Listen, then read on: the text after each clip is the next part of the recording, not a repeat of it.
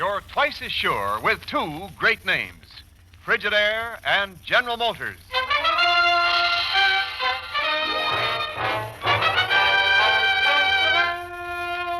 Frigidaire presents Herbert Marshall as the man called X. Wherever there is mystery, intrigue, romance, in all the strange and dangerous places of the world, there you will find the man called X.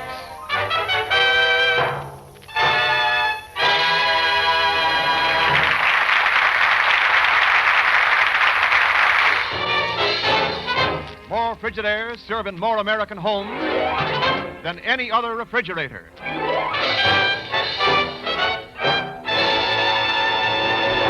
Now Frigidaire presents Herbert Marshall as Ken Thurston, the man called X.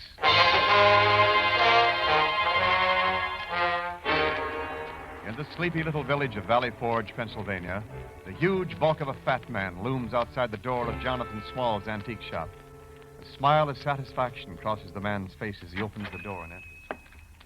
How do you do, sir? Good day, sir. Good day, Mr. Small. Your shop is just as I remembered it. Exactly as it was some 6 years ago. Do you care for a chocolate, Mr. Small? A chocolate? Why, no, thank you, sir. Very well, as you wish. I've returned here, Mr. Small, to claim some property of mine.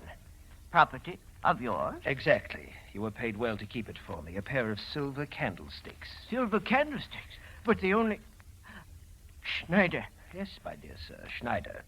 Now known as William Grant. But it's not possible. You can't be. Yes, time and science have altered my appearance considerably, yes. Well, the candlesticks, please. But it's been 6 years. I never dreamed after all that time. I've just sold them. Sold them? Just this morning for $500. $500? Oh, you stupid idiot. They're worth millions. To whom did you sell them? Quickly, man, to whom did you sell them? I have the sales slip right here on my desk. I'll give you the information. Now, Mr. Schneider or Grant, just stand where you are. Why are you pointing that gun at me, you fool? I didn't know who you were 6 years ago, but I do now. And I know who to call about you, too. I have his number right here in my address book. Yes, here. I'll call him. Have that gun? No, I won't. You can't. Oh. Schweinhund. So, let's see that sales slip. No name, no address. If you were still alive, the address book. So this is who he was going to call. The man... Why not? It would be ironic justice to make the call for him. Yes. And have the man I intend to kill find the candlesticks for me. Hello? I wish to place a long-distance call. To New York, please. Person to person. The name of the man I'm calling is Mr. Ken Thurston.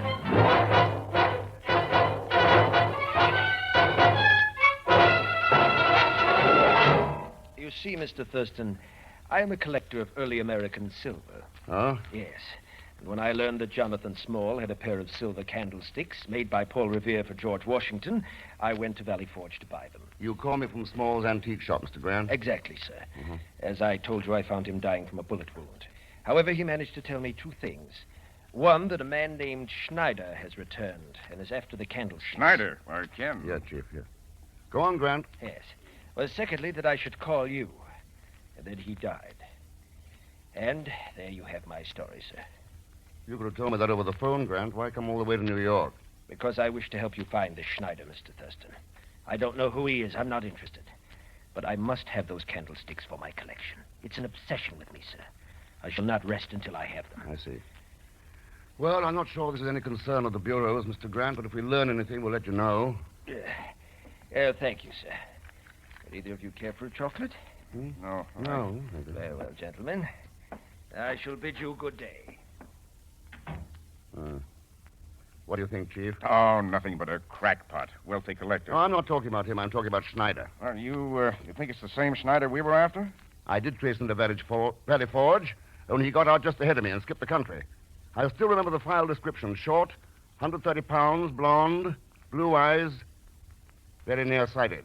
Oh, Oh, say, that's not bad. That was over 6 years ago. A long time. Yeah, not too long to wait for a few $1 million. Well, what are you driving Look, we suspected Schneider of being a Nazi agent, arranging hiding places here for loot stolen from occupied countries. at? So what? So this. A lot of that stuff's never been recovered. They'd make a pretty good reason for Schneider to sneak back here now. Oh, sure, Ken. But what would George Washington's candlesticks have to do with it? Suppose I'll let you know, Chief.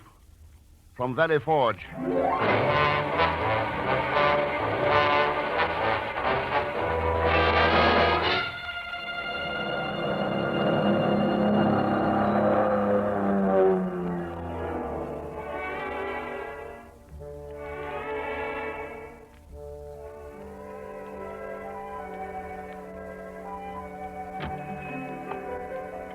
How do you do, sir? Well, I am sorry, but we have nothing for sale at the moment. The owner of the shop has just died. yes, I have heard. You a member of the family? No, I am Eva Mastos, Mr. Small's assistant. Mm-hmm. I'm preparing to close up the place now, so if you pardon me, Mr. My name's Ken Thurston. Oh. Just one question, Miss Mastos. I'm interested in silver candlesticks. I understood Mr. Small had a pair that were made by Paul Revere. They were sold yesterday. I'm so sorry. Oh, too bad. Do you have any idea who bought them? No, Mr. Small made the sale himself. However, perhaps there's a record in the office. If you care to wait, I check and see. Sure, Miss Mastos. I'll wait. Oh, what's that? Well, Pagon Zellschmidt. Get out from under that counter. What the blazes... Here. Let me take that thing out of your mouth. Police, fire, help! The girl! What happened, Pagon? The girl, she did it. Me subconscious. Eva Mastos, wait a minute. Oh, she must have skipped out the back door. Let's have the story while I cut these ropes. Story. She came in here asking for candlesticks. Was it my fault we didn't have any? But she conked me, ties me up here behind the counter. There you are. So Eva Mastos wasn't Mr. Small's assistant. Mr. Thurston, the late demented Mr. Small had only one assistant. Me. You? Sure. I was here in the Valley Forge trying to get in on a sucker. I mean, on a tourist trade. You understand? What kind of gold bricks were you setting this time? Mr. Thurston, they were hatchets. The original hatchets G. Washington used to cut down the cherry tree. Yeah. I had 2 dozen on consignment from a hardware store in Philly. Only they didn't sell so good, so I took this job with Mr. Small. So that's how you got my name and phone number. Pagon, were you here when he sold those silver candlesticks yesterday? Oh, sure. A Dr. Eckhart bought him. Eckhart. Yeah. He's a little skinny guy with glasses and an accent. What a sucker. 500 Mizumas for things to hold candles when you can buy electric bulbs for practically nothing. You happen to know this Eckhart's address? Why, it's, Hey, why are you so interested in this silver gimmick? Huh? Must be pretty valuable stuff, eh, Mr. Thurston? They're worth a lot more than $500 to a customer I know. They are? A lot more? That's right. Imagine that. Well, so long, Mr. Thurston. Drop around again sometimes when you're in the market for a hat. Wait a minute, Pagon. When do you want to go to buy those candlesticks back? You don't know the name of my customer. Why shouldn't we be stuffy about this, Mr. Thurston? Let's make a deal. Okay. What's Eckhart's address? Room 304 at the hotel. Who's the customer? The United States government. So long, Pagon.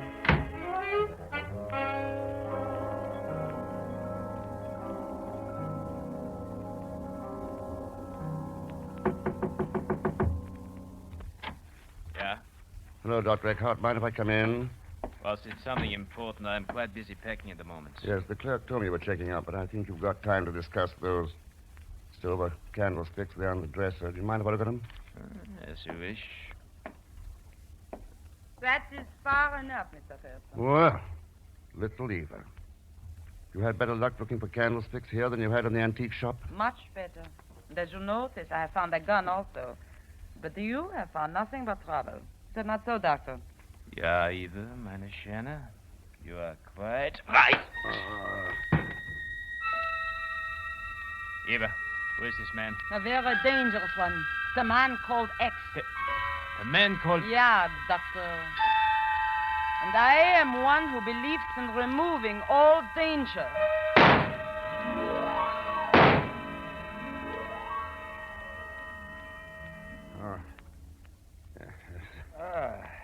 You're coming to at last, my dear Thurston. Grant, what are you doing here? Waiting for you to regain consciousness, my dear sir. Would you care for a chocolate? I'd much rather have you put that gun down. Not just yet, Thurston. I have no wish to emulate the departed Dr. Eckhart. Doctor. Well, he does look dead. But where's the girl, little... Yes, Dr. Eckhart has reached the end of his trail, just as you and I have. What's that supposed to mean? It's simple, Thurston. I have found my silver candlesticks, and you have come face to face with Schneider.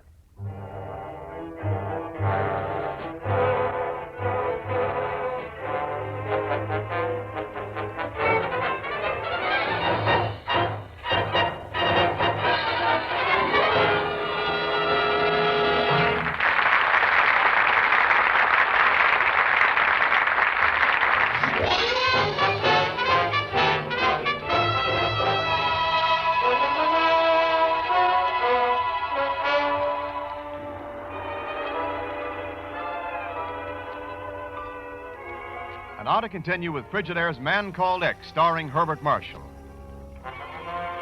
Ken Thurston is in Valley Forge, searching for an ex-Nazi agent named Schneider and some millions of dollars of loot stolen from occupied countries and hidden here in the United States. Now in the hotel room, Ken faces a gun held by the fat man Grant, who claims to be a wealthy collector of early American silver. Yes, Thurston. I have found my candlesticks, and you have come face to face with Schneider. You're wrong on at least one of those counts, Grant. Take a closer look at those things on the dresser. Closer look? Very well, sir. I shall. Well? Pewter. These candlesticks are pewter, shabby imitations, not the ones I was after at all. Yeah, a little local color, courtesy of the hotel. When I first came in, I was fooled by him, too. So, what about that Schneider crack and the gun? My apologies, Thurston. I came in after hearing the shots and took it for granted that the dead man, who called himself Eckhart, was Schneider. Go on. The gun was to defend myself, of course. Oh, of course. By the way, does this pocket hypodermic set belong to you? I found it beside Eckhart's body. Why, yes, it's mine. Must have dropped out of my pocket while I was examining him. My thanks for returning it. It contains insulin ampules, Grant. You a diabetic? Unfortunately, I am, sir. I carry the insulin with me at all times. Well, Mr. Thurston, I'll leave you now. I came down here thinking I could help, but I can see I'm well over my depth. I'll stick to my collecting from now on. That's a good idea, Grant, and don't worry. When I get the candlesticks, you'll hear from me. Thank you, sir. And again, my apologies for trying to play detective. Good day, sir. I beg your pardon, Mr. Zellschmidt. Huh? You know me? All Valley Forge knows you, sir. Your ability at judging antiques is famous. It is? Sure, yeah. And speaking of antiques, would you possibly be interested in a hatchet? Good for chopping down cherry trees. Well, as a matter of fact, I'm more interested in candlesticks. Those things again. Say, what's on this candlesticks anyhow that everybody... Zellschmidt, I am willing to pay a substantial commission to the man who informs me the moment Thurston gets a lead on them. You are? Well, I don't sell myself for peanuts, you understand? Here's my card, sir. And here, a small retainer. Oh, no, sir. You'll have to make it at least 10 bucks.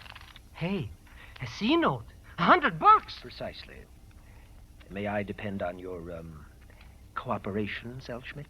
Believe me, Mr. Grant, my dearest friend, not only will I cooperate, I'll even help you find them.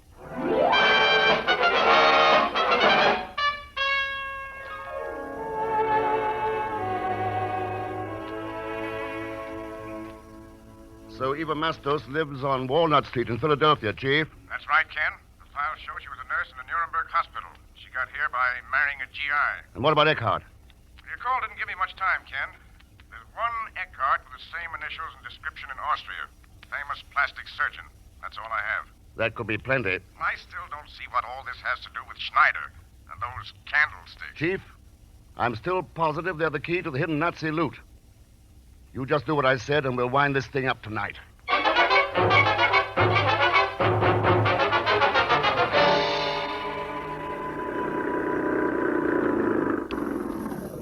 Hey, your train for Philadelphia is ready to pull out. Now, thanks for the lift, Pig, huh?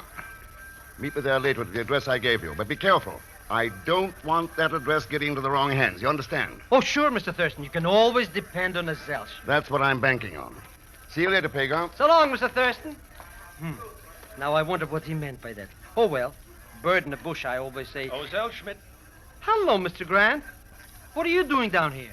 I thought you might have some information as to Thurston's destination, so I followed you. Well? Well, Mr. Grant, I could say no, but it's George Washington's birthday, so how could I tell a lie? I'd be happy to give you the information. Good man. For a slight consideration.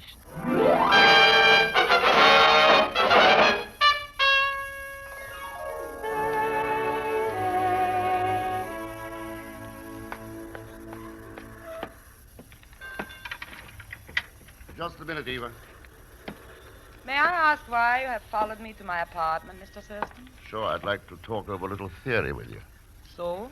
Yeah, it's about a man named Schneider who had a scheme to come back to this country to cash in on a few $1 million worth of loot he had stashed away here. It involved plastic surgery and fake papers. But it was worth the gamble. Go on, Mr. Thurston. He went to a Dr. Eckhart for the plastic job. Eckhart had a nurse assisting him by the name of Eva Mastos. Very interesting. Go on, please. Somehow Eckhart and Eva learned what Schneider was after. The silver candlesticks that held the key to the treasure. You're right, Mr. Thurston. And I have them right here in this bag. But you must believe me. I don't want them for myself. It is for the people of my country, for food and clothing and medicine. I must keep them. That's up to the courts to decide. You made a bad mistake when you tried to take things into your own hands, Eva. But what else could I? Oh, I don't know. I'm so mixed up. It all looked so simple at first, but now. Yeah.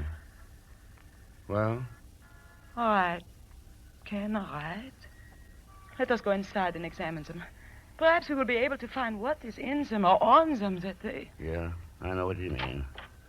Dark in here, Ken. I will turn on the light. Don't bother, Eva. I'll turn them on for you. You... Hello, Grant. That gun's becoming a permanent fixture. It was nice of you to deliver the candlesticks to me this way, Thurston. I presume you've already guessed their little secret. Could be microfilm hidden in their bases. Schneider left them in the antique shop 6 years ago because I was after him. They were too hot to carry along. That is quite correct, my dear sir. That film contains a list of hiding places of $10 million worth of easily saleable jewels, paintings, rare objects of art. Now, Eva, my dear, please be kind enough to give me the candlesticks. Eva? Better do as he says. But Ken, this man, do you realize who he is? Sure. He's Schneider. You disappoint me, Thurston. I thought I had altered my entire appearance. The plastic surgery was good. Yes, Schneider, but the chocolates gave you away. The chocolates? A diabetic wouldn't be always munching on candy unless there was a reason. You were trying to pile on weight. You were using the insulin to help you. You're a clever man, Thurston. Unfortunately, however, not clever enough. The candlesticks, Eva. All right. Here. Thank you. Thank you. Now I shall bid you farewell, Thurston. And you, Eva. You see, the race is not always to the swift, but to the wisest. Ken, he's going to shoot. Quite right, my dear. Goodbye, my friends. Ken! Get him, Chief. All right, let's have that gun, Snyder. Yes, this way. Get him, Wilson. Thanks, Wilson. Now, you all right, Ken? Yeah, thanks, Chief. You timed it nicely. Well, you figured it. We were around waiting when Schneider came in. But I do not understand, Ken. How did you know he was coming here? Oh, that was easy. I just told Pagon not to give him this address. Thank you, Mr. Thurston. I guess the chief and me cleaned up this mess for you, all right? Ken, you know I killed Dr. Eckhart. Yeah, I know.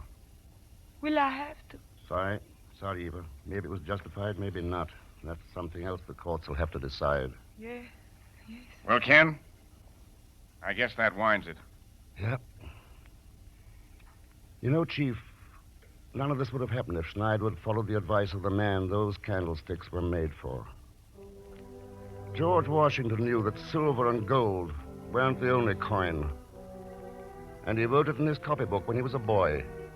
He said, "Labor to keep alive in your breast that little spark of celestial fire, conscience." That's something for all of us to remember. All of us.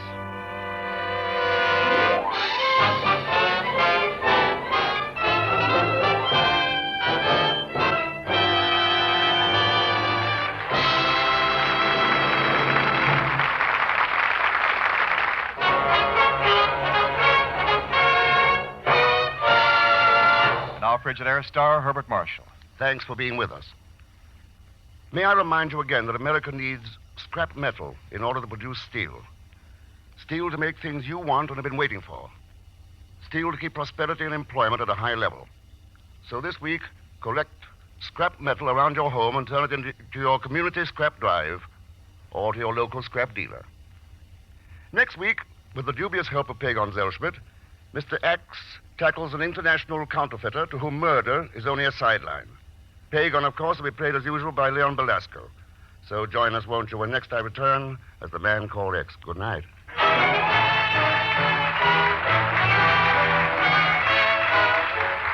Frigidaire's Man Called X is directed by Jack Johnstone, with music composed and conducted by Johnny Green. Tonight's story was written by Sidney Marshall. So, till next week, same time, same station, this is Wendell Niles speaking for Frigidaire, made only by General Motors. All characters and incidents used on this program are fictitious. Any resemblance to actual persons or incidents is purely coincidental. Remember, every Sunday night brings you two popular dramatic shows on CBS, The Man Called X and The Adventures of Sam Spade.